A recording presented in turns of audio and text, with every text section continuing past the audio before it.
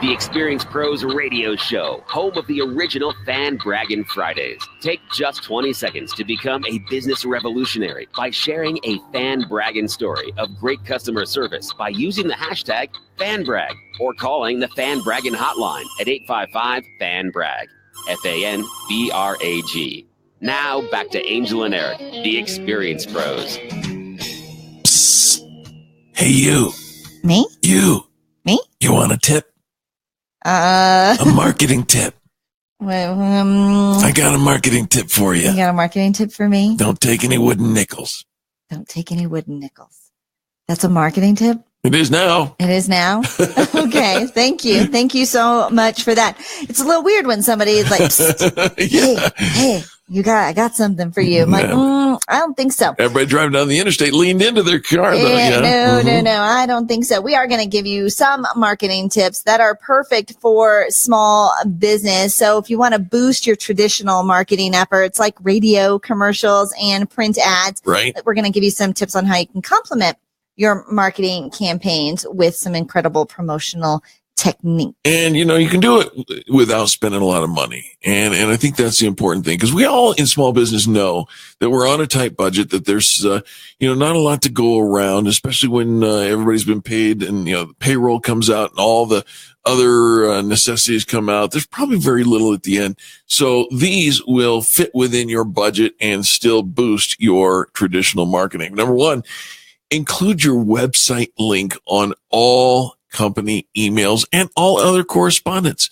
How many times do you get an email from somebody and their brand is not represented at all? At all. In fact, many times their email address isn't even branded to their website.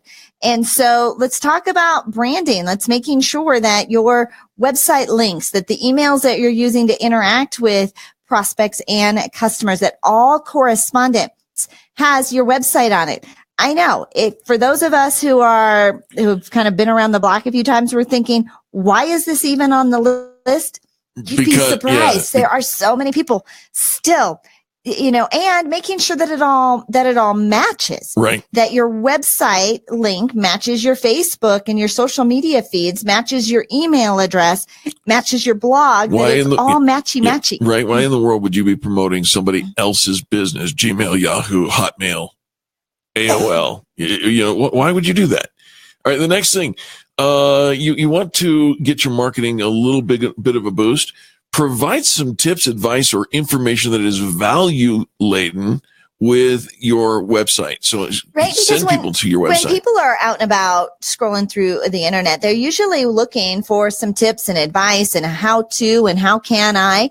And so if you've got some pages that actually address those questions that people are asking their phone, what's the best way to market my business? What's the best way to, if you have those answers and solutions on your site, you're actually attracting more clients to there. So often we just want to start with buy my stuff. They landed here. They obviously are ready to buy. Right. Not necessarily. It's true. They are just looking. And so make sure that you offer tips and advice, because it is now a voice activated world. Use targeted pay-per-click advertising. Now, we like this for a couple of different reasons, and you can use pay-per-click advertising on like Facebook. You can use that on the Google.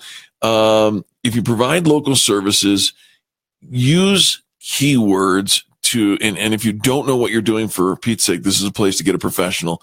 Invest in a professional. They will pay you back over and over and over again. But here's the thing. Plumbing repair? Yeah, it's not going to be big enough. It's too broad, right? Who knows? But how about ceramic pipe plumbing repair, Denver, Colorado?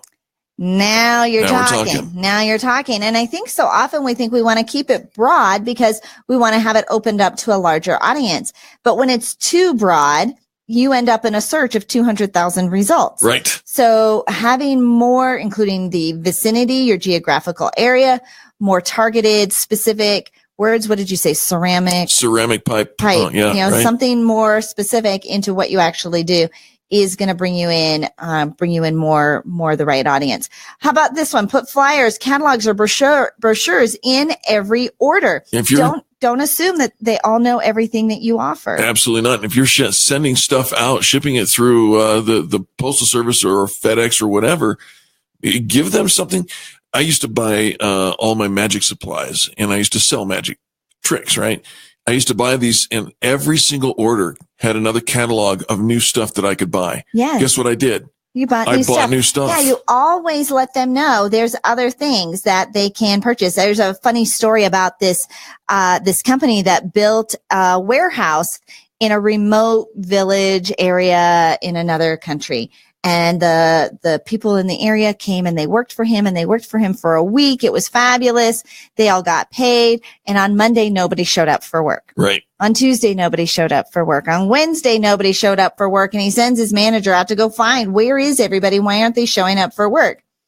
And the manager comes back and says, well, they all made enough money to cover everything they'd ever want. They don't need anything anymore. So now they don't have workers. And so they went back to the drawing board to try and figure out, now what do they do if they don't have workers, right, and employees? So a month later, everybody in the town received a catalog, and they've never had a problem ever since. And so they don't always know the services. They don't always know everything that you offer. And they think if it's just this one thing, how quickly am I going to have to come back again? So you want some good marketing? Run a contest or some kind of a big promotion that gains attention. We do that with our fan bragging contest. We run a contest and people talk about it. People engage in it. Thousands of people vote in it. It's a good thing for attention, drawing attention back to you. Oftentimes, right? You can donate items to silent auctions or connect with your local radio station and offer the prize in contests that they're running. Right. Talk about attention. Make sure that you are connected with your local media, that you are providing reputable sources for articles. Even though you might not make the news, you might become an expert guest that they call on to be a contributor host or a correspondent host. We love that. Let's talk about the elephant in the room. Word of mouth is the best kind of publicity you could get, best kind of marketing that you could get. In terms of because that customer conversation, by the time they get to you, they're probably mostly pre-sold. Right. Sure. Right. However, yeah, that the Word of Mouth Marketing Association, WOMA, says that less than 13% of all new business comes from word of mouth marketing. So it's not really an effective marketing plan to drive more business into your company. Mm-hmm. Now, once they come, they are pretty much pre-qualified. And as long as you don't screw it up, they're more likely to do business with you. But the frequency of them coming, it is not an effective way to grow your business. You've got to win them with loyalty. You absolutely do. Acquiring a new customer costs about, what did I hear yesterday? 5 to 25 times more than keeping an existing customer. Yeah, it's a lot. Just go out and make sure that you've got loyalty reward programs. Hey, things that reward your current customers. Yeah, say thank you for the people who are doing business with you already. Hey, so often the rewards and the discounts and the promos are for brand new customers only. Nay. Keep the current ones happy and they'll bring you new business. Here's one of my favorite ones. Pick up the phone and call your existing customers. Get this. I'm going to read this exactly as it's written from the article that we're drawing from. Okay. Call your current customers. Ask how they're doing. Ask what you can do better. Ask if there are ways you can make their lives easier. Ooh.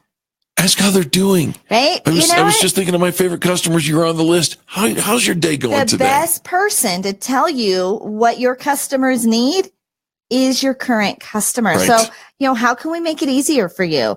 Invoicing, our invoicing methods, our delivery methods, our follow-up methods. Is there anything we can do to make it easier and listen to what they offer? And because a lot of times one customer has the representation of multiple customers. And just to connect with your customers, how often do they hear from you outside of the sales process? Probably not very often. And you think, well, where's the value in that? If I'm not calling and making a sale, why would I call them? then we go back to let's create some customer loyalty. Build that relationship. It is all about the relationship, friends. Trust me on this. It doesn't matter what you know. What matters is who knows you and how loyal they are to you. So keep that going. Finally, network with your customers. Instead of joining trade or industry groups that are in your industry, I used to do seminars with a whole bunch of other magicians, and none of them hired me, not once. But if you network with your customers and you get to build those relationships with your customers, guess what? You are top of mind, top of tongue. No, top of mind, tip of tongue. We'll be back right after these messages. You're listening to Angel and Eric. This is the Experience Pros Radio Network, home of positive business talk. And if you'd like the archives of this broadcast, check out experiencepros.com. Click the radio tab. Back after this. You're listening to the Experience Pros Radio Show, America's home for positive business talk.